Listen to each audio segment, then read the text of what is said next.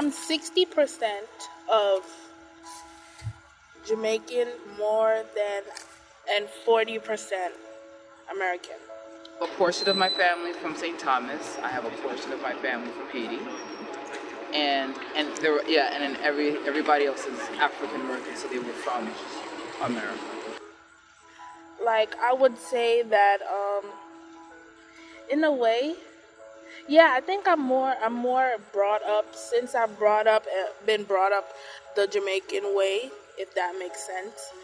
Um I kind of carry it with me more than I do with the American way. I cherish my own culture more. By learning about other people's cultures, I learn to love my culture and to love my uniqueness.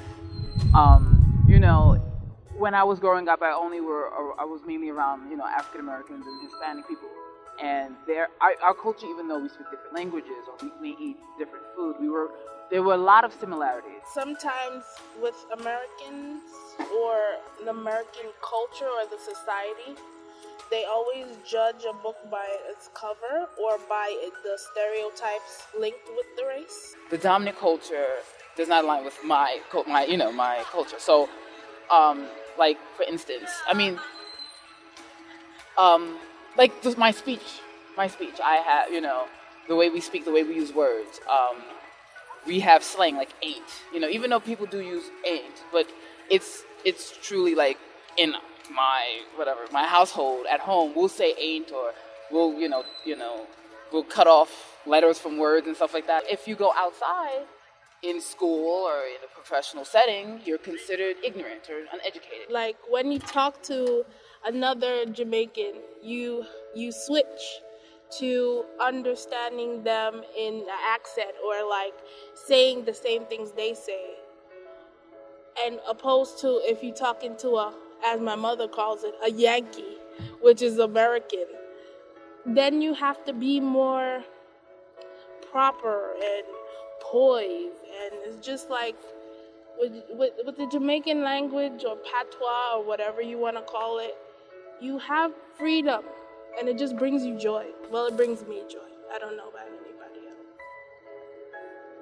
So, I think that's one thing that, people who are in the first generation, whether from, from a Spanish-speaking country or from, an Asian country, you have to sort of code switch. You have to assimilate into American society to be considered, So I know that's an issue that people who are not a part of the dominant culture, whether first generation, eighth generation, the 19th generation, have to deal with. It's unfortunate. It has gotten better for people than it was for, let's say Italians during the 19th, when it came to Ellis Island in the early 1900s. It's much different than it is now. There's no signs that can't come here, but it's still inherent in our culture to code switch, to kind of not abandon, but kind of hide. And also, never forget where you came from. The place sometimes where you have come from is what makes you. Once you make somebody feel comfortable, they're more open. Because, learning about other people's cultures is a learning experience about individuals. It's a learning experience about the world, how even though we are, an ocean away, there are still, there's still similarities because we are human, because we feel, because, we still like music. There's still, there's still similarities in humankind. My mother always says, the same people you ignore coming up is the same people you're gonna reach when you're coming down.